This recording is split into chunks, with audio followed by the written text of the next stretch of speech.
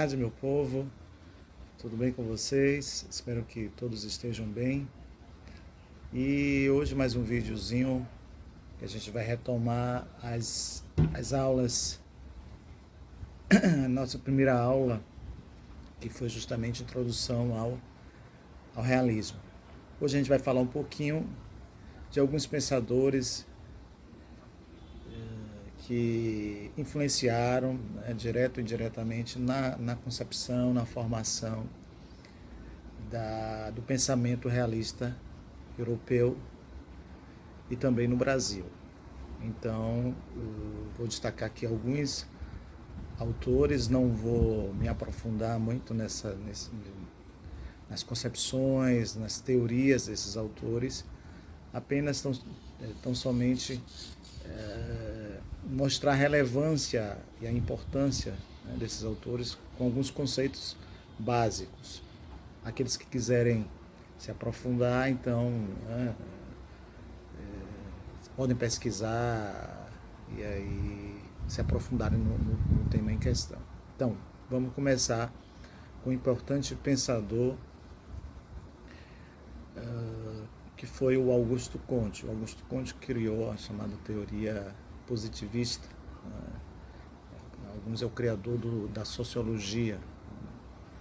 O Augusto Comte postulava, defendia a questão do progresso, o progresso científico. Está muito atrelado ao desenvolvimento, né, industrial, da Revolução Industrial, ao iluminismo, chamado os iluministas, os grandes pensadores do chamado século das luzes.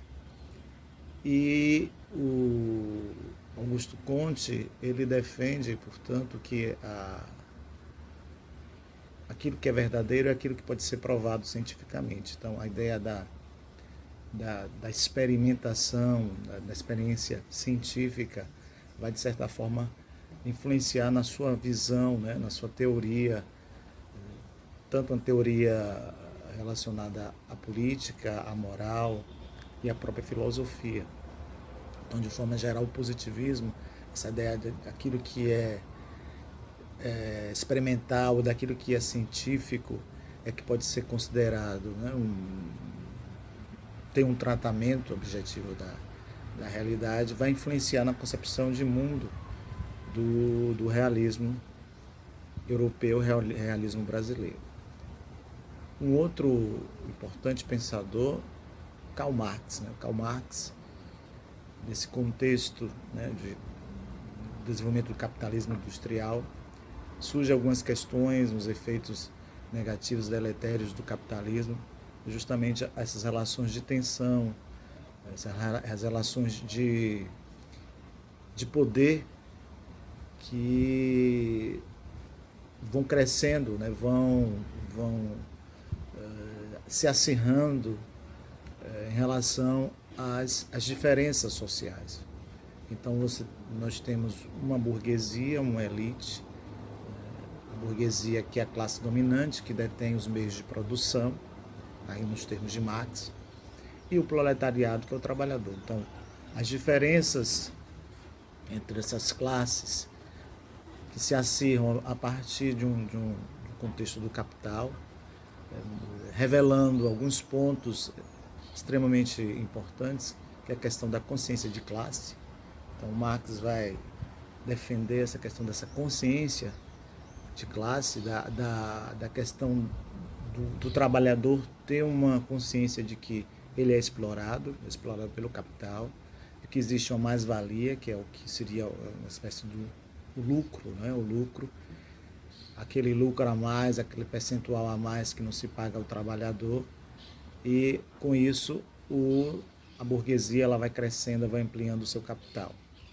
E as ideias de Marx até hoje, né, elas proliferam, alguns indivíduos, algumas pessoas, alguns teóricos são marxistas, defendem essa questão, né, e ela permeia as relações, né, as relações sociais, as relações de classe, elas estão aí, as relações entre trabalhador, entre empresários, enfim, né? É claro que Hoje tem a questão dos sindicatos, né? Surgiram, né, os sindicatos como forma de mediar essas relações de interesses, mas é uma questão que ainda está presente, né, nas sociedades que são extremamente divididas, sobretudo se a gente pensar uma sociedade como o Brasil, extremamente desigual.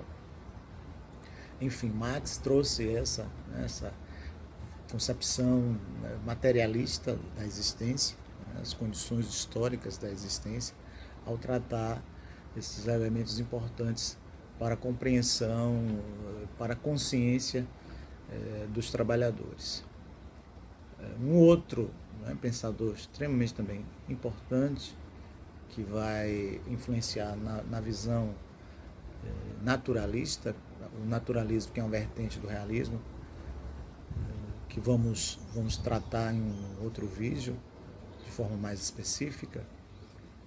O naturalismo, essa ideia de valorização dos instintos naturais, daquilo que é natural, que vai influenciar o comportamento do homem.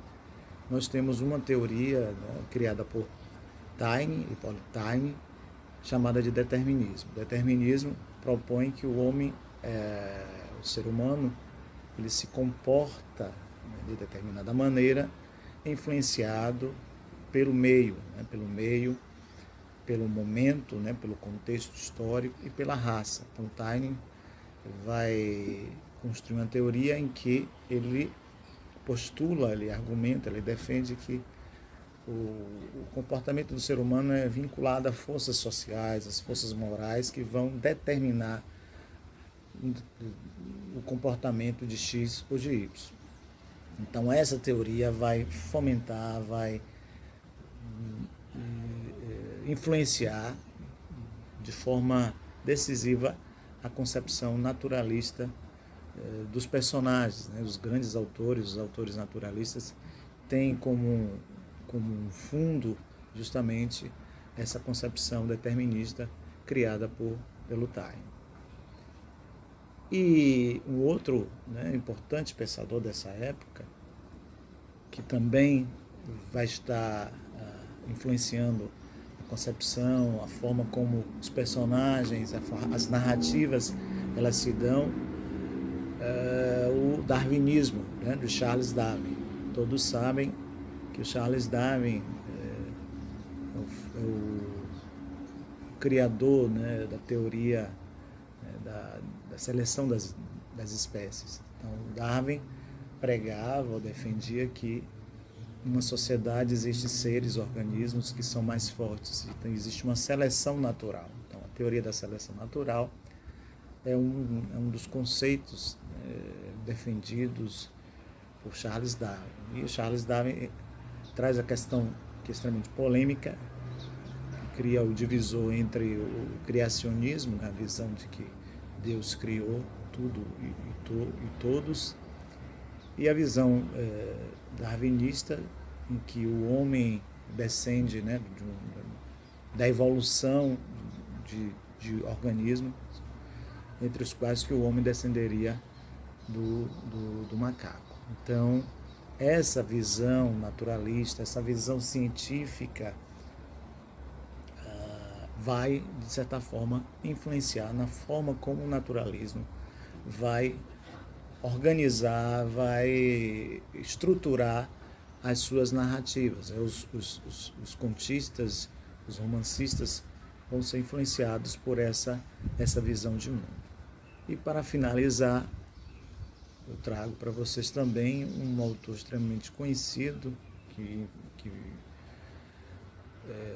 foi importante e tem sido importante na concepção da psicanálise, que foi o Freud, né? O Freud traz alguns conceitos, né, dentro da sua teoria que até hoje muitas correntes da psicanálise trabalham com alguns conceitos importantes, entre os quais a gente pode destacar a questão da psique humana, da formação da psique humana, da presença de alguns elementos que formam a personalidade do ser humano, como o id, que seriam nossos instintos naturais, nossos desejos naturais mais primitivos, né? O ego, que seria a razão regulador desse id, desses desejos, e o superego, que que seria o nosso corpo moral, né? Os conceitos do certo e errado que estariam também regulando o, o, o ego. É claro que eu estou fazendo aqui uma pincelada, não sou especialista nessas teorias, apenas para trazer para vocês um panorama desses pensadores que vão influenciar na arte literária.